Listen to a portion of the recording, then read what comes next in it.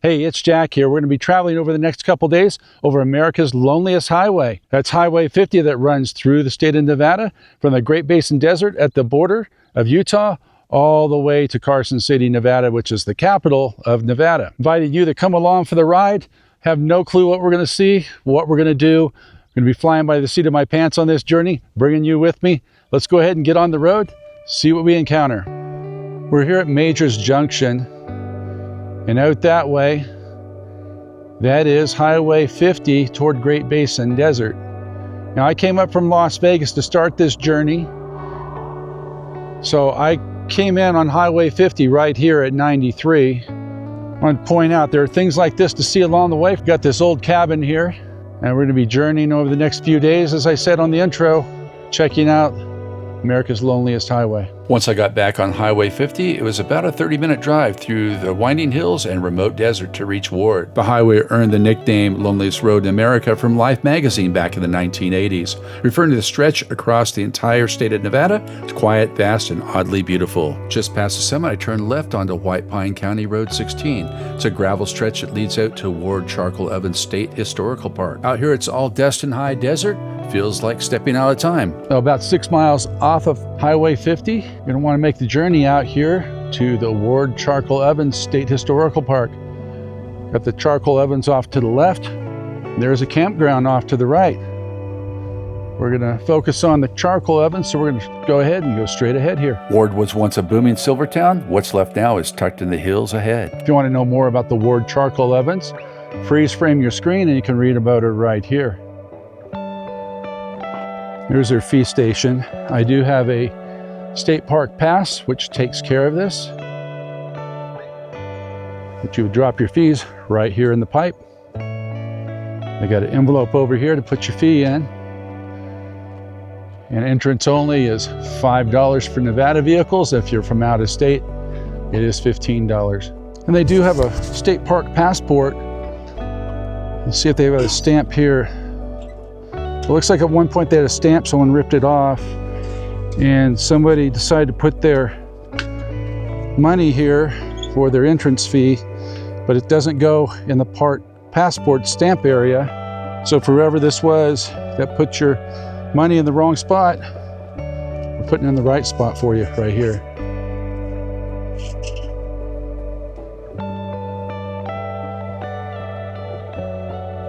This billboard reads about charcoal oven to bandit hideout. You can freeze frame your screen right there, read all about it for yourself.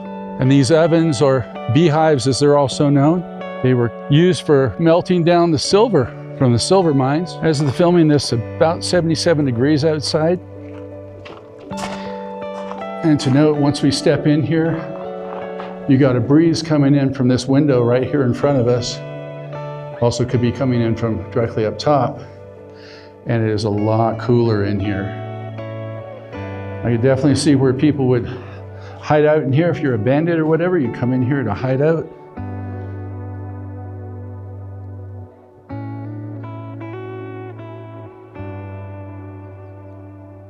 Head back down the paved walkway here, get back to the parking area, hop in the car, head on up to our next stop. I left Ward Charcoal Ovens on a different dirt road, then eventually rejoined Highway 50 for a short drive into Elely. Elely sits high in the mountains, known for its rich copper mining history and friendly small town charm. After winding through the construction zone, eventually reached our destination, which is Prospector Hotel. Prospector Hotel has a welcoming exterior with some unique sculptures out front. There's also a nice pool area, plus comfortable rooms inside.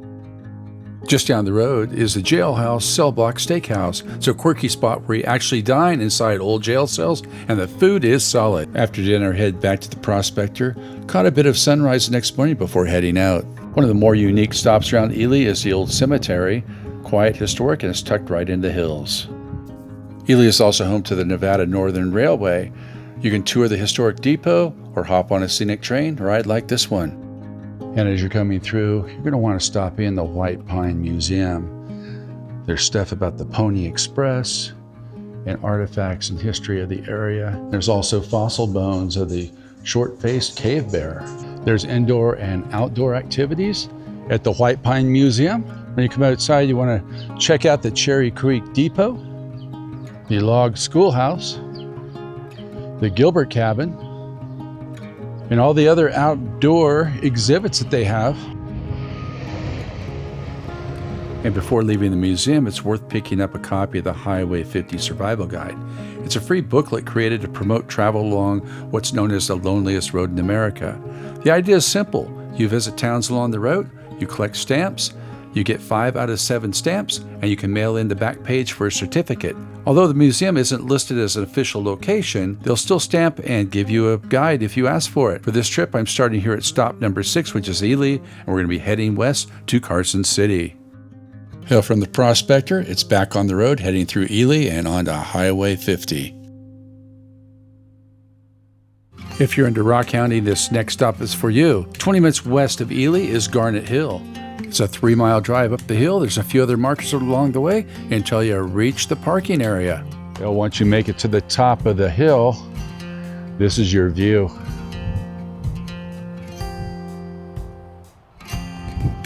And looking out the other way, they do have trash cans available.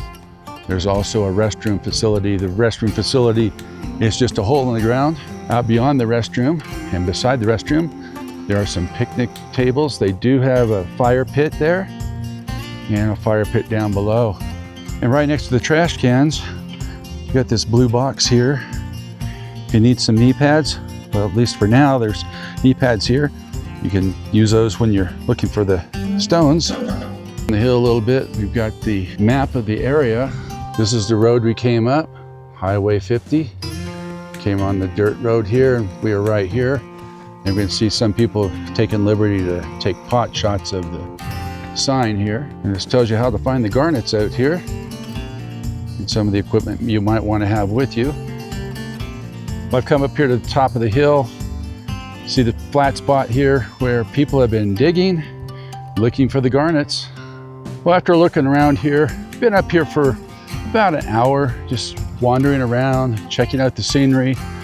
Picked up a few rocks that looked like they might be promising, but after tapping and so forth, nothing came out. But it's time to head back down, Highway 50, see what's next. The road leading out is steep and a bit rough in spots, so take it easy and slow down heading back down. Even without finding a garnet, this detour is well worth it. Making a right turn onto Highway 50, next stop is Eureka, Nevada. It's about an hour and 20 minutes down the road. Saw a whole lot of nothing here, passed a couple RVs, just open road and twist and wind through the mountains in some sections, and eventually we arrived in Eureka. Well, we've come into Eureka. It is lunchtime. You can see the main drag here. Well, here's a map of the Eureka walking tour. Businesses are numbered. They've got this here, giving you what each number indicates. Larger map here. You start here and work your way up, and we're in the middle right now. I'll highlight a couple of these as we walk through. Here's a historical Jackson house, established in 1877. It tells you if you were staying here, you'd go up the road, you get checked in. And right next to the hotel is a Sugar Shack, which is no longer in business. It's stop number 45. They'll directly across the street, catty corner to where we are, is the historic courthouse. Right next to that over here on the side is the DMV. On the corner of the courthouse is this plaque here. Freeze frame your screen right here. You can read all about it for yourself. Well, currently closed is the Eureka Palisade Railroad. Tourist information. Say currently closed because it says they're going to open in the spring right there. However, it's spring right now, so I don't know when they're going to open up exactly. But we can look inside the window here and see they have all sorts of tourist information about Highway 50. Got a historical plaque here, shaped of the state of Nevada. Tell us about the Eureka and Palisade Railroad. Good time for you to freeze frame your screen right here. You can read all about it for yourself. Saw a similar map when we were in Elely. We have now arrived in Eureka, number 5 here. We go get our passport stamped. We come up here to the Opera House to get the passport stamped. Epic failure. They are closed Sunday and Monday. So we're gonna have to find another location. I went back to the car, pulled out the listing for Eureka where I could get the passport stamped, and found that the Owl Club was listed on there, and that's also the only restaurant in town. Oh, the Owl Club, this is the menu here. They have their lunch menu here.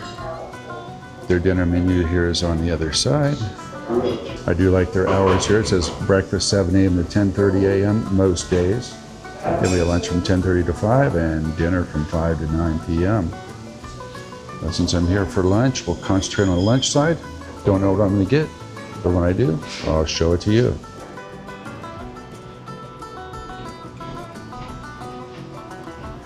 I ended up going with a patty melt, 2 smashed patties, plenty of flavor, no complaints at all. The tots, however, tasted like old cooking oil. One looked moldy. I stopped right there. I was done. After the food fiasco, I wouldn't recommend the Owl Club. They did stamp the passport guide, but they did mess something up. Stay tuned to the end and I'll explain. Next town, Austin, Nevada, is over an hour away, but about 40 minutes down the road, there's a stop worth checking out.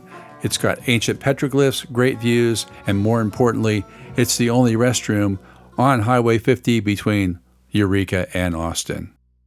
Once we make the turn off Highway 50, it's just a short drive up the dirt road to the parking area. Here's a path trail here at the Hickson Petroglyphs. See the map here? We're parked down here, right over here. Restrooms just to our side. Picnic area is right there.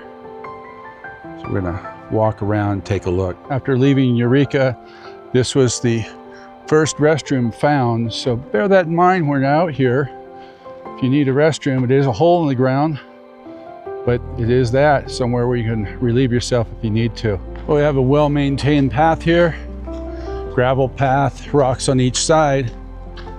According to that map, just up here a little ways, on the left side will be the first set of petroglyphs. We'll come around the bend.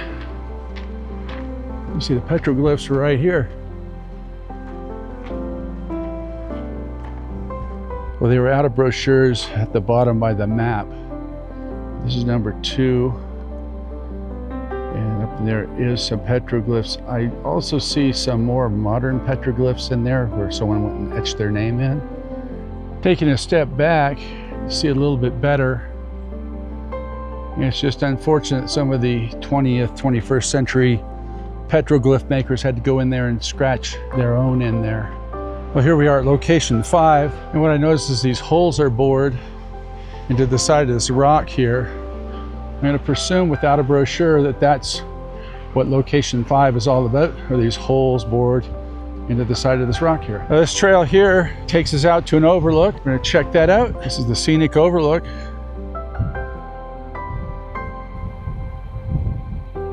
And the views out here are just stunning. Yeah, it's quite windy out here today. You hear that in the mic most likely.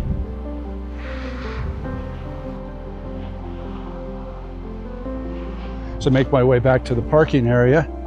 Definitely worth the stopover when you're doing Highway 50, America's Lonely Road tour. As I was walking back to the parking lot, I looked up the hill. I could see this rock here.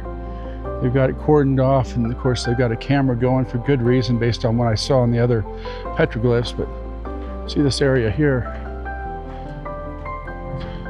Walk around here to the other side, we can see some more here. Well, that wraps up Hickson. Not a bad break from the drive and the only restroom on the road here. But now it's on to Austin, Nevada. From Hickson, it's about a 30-minute drive to Austin. One of the dozen or so spots to get your guide stamped is Dory Chevron, except it's now called Champs. It's the same location, just a different name. Either way, they handled the stamp with no problem and also gave us some local information about the town. Just a few minutes up the hill from town is Stokes Castle.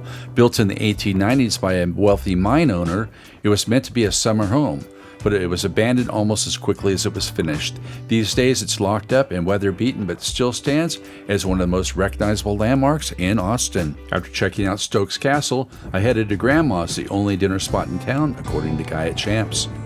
Well, here's their menu here at Grandma's. They keep it simple. It covers pizza, there's a pork chop dinner, and salads. Here on the flip side, this is their drink menu. They have their pop, their beer, house wines, and mixed drinks. Well, I don't know what I'm going to get, but when I do, I'll show it to you. Well, I ended up going with Grandma's favorite. It's a barbecue chicken pizza, and the flavor ended up being surprisingly good.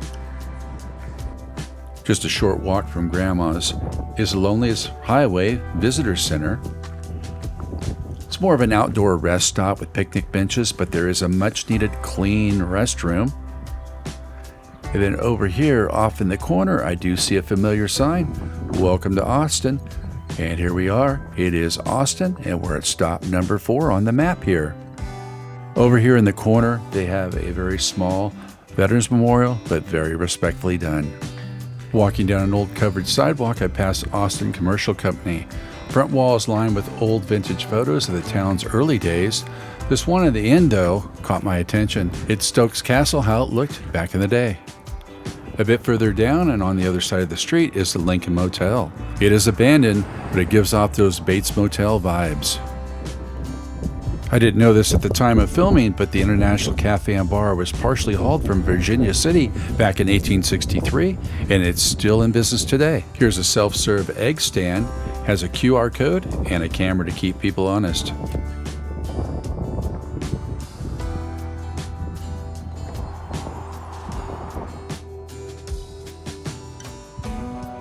As I was heading out of town, looked off to the right, and I saw these deer feeding on the shrubs and sitting in the grass. Then there was one up the road here, feeding off a shrub up that dirt road.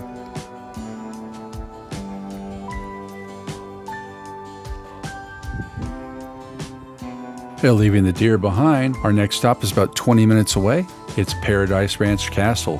It's a bed and breakfast with a castle theme that promises a unique stay. The photos I saw and the ads I read paint a grand picture of what's ahead. But what's behind the gates, we shall see. Just we will see. Paradise Ranch Castle looks like something straight out of a fairy tale. Guests enter through the back deck since the front door isn't used, and from this angle we can see the front and the turret, where the bedroom is just inside of it. Inside, there's a massive dining table set for 12. Don't worry, it's never used. This place is pitched as a bed and breakfast, but it's more of a bed and coffee. Caretaker was great, showed me to the master bedroom, which is the only room that has a private bath.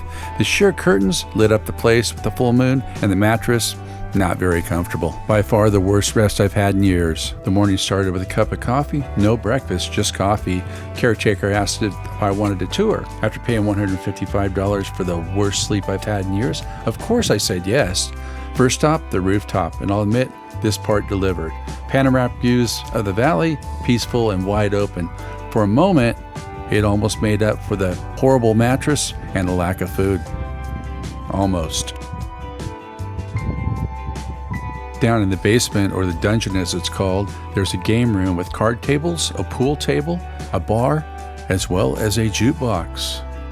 Off the dungeon's the secret room. It's another room rental, $30 cheaper. No private bath. Hope you like stairs. I left the castle hungry and tired. Definitely not worth the price paid. I took the hit so you don't have to. I got back on the road, ate some snacks on my way to the next destination, the Shoe Tree. I rejoined Highway 50, still one of the loneliest roads in America. It's nearly an hour to the next stop, and there's not much out here. Just open road, dry brush, occasional fence post, no food, no gas, and not even a cell signal. Eventually, we do get to our destination, the Shoe Tree. Here we have arrived at the infamous Highway 50 Shoe Tree. See all those pairs of shoes lined up on the branches way up top there, all the way down. I have an old pair of sneakers with me. Get them up in the tree here. It's like our way down is through the fence posts. Oh wow, look down here. How many shoes either fell off the tree because the laces rotted out, or they just didn't make it up in the tree to begin with. Yeah, some of these, the only thing left on them is the soles of the shoes. Got an old pair of Crocs over here also. Well, there you have it. Went to toss the shoes up a little bit higher and they got stuck on the limb going up, so that's their end of life right there.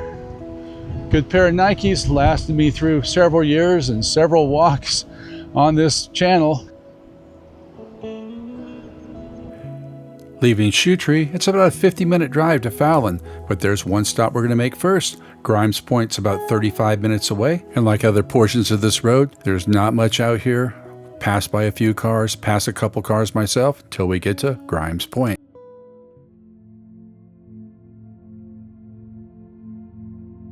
This is Grimes Point. You see we are here. We've got the walking route here.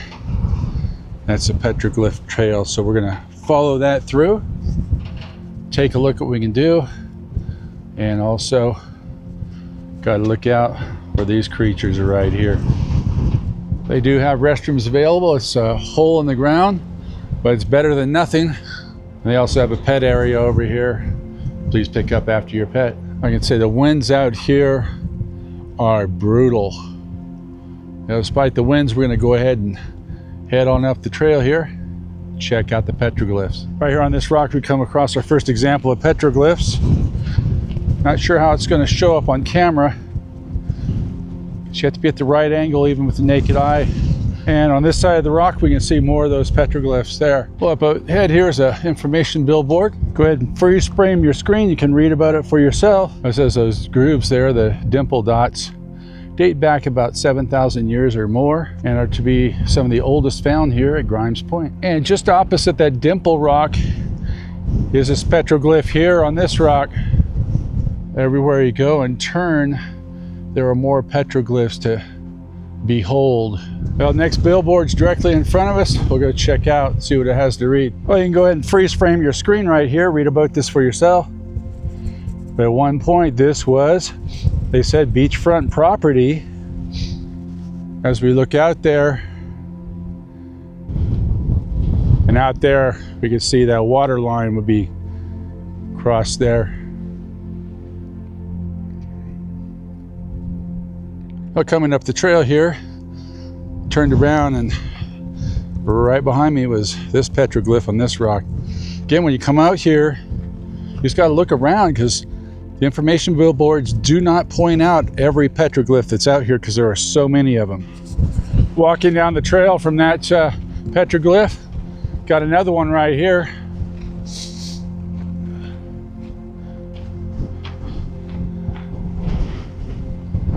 Well, I walked 10 steps, came across another one here.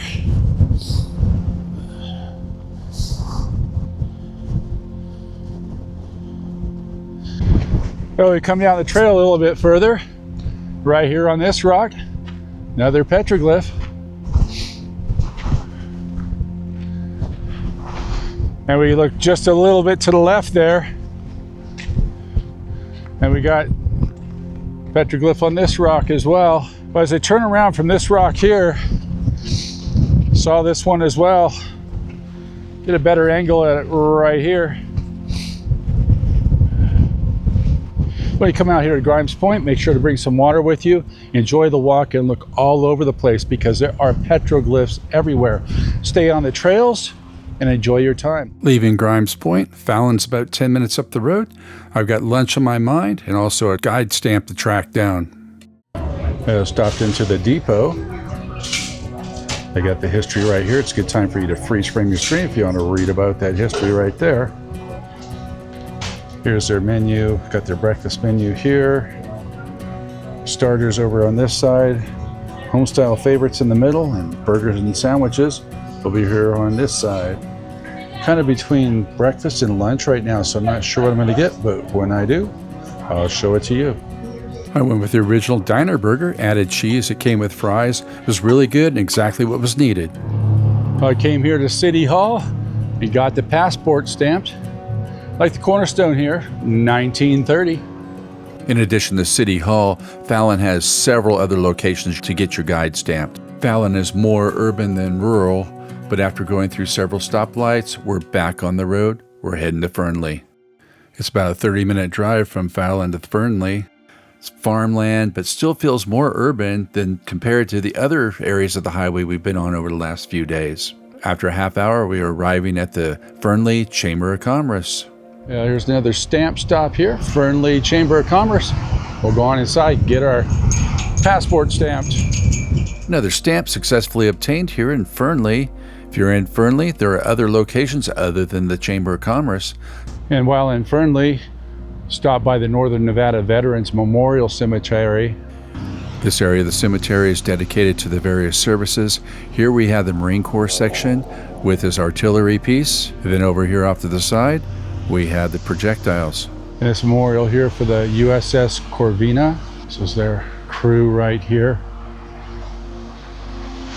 Here's a Coast Guard memorial dedicated to those who have crossed the bar and those who will follow. This statue representing World War I. Here's a memorial for the departed Masonic veterans. Here's a Korean War Veterans Memorial for the Northern Nevada chapter. They have plaques back here for each of the services. Coast Guard, Army, Navy. Next to that is Freedom is Not Free. We can see the Korean War where the 38th parallel is. And they show you Korea and how that lines up with Nevada. Next to that we have the Marine Corps, Department of the Air Force, and the Merchant Marines. Here's a Paratroopers Memorial dedicated to the memory of all those who have served as airborne troops, whose courage and dedication and traditions make them the finest soldiers.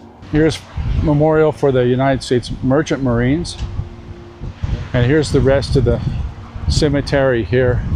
The wall in the back looks to be those who've been cremated and their ashes are interned there. And the grass area, of course, has those buried out here.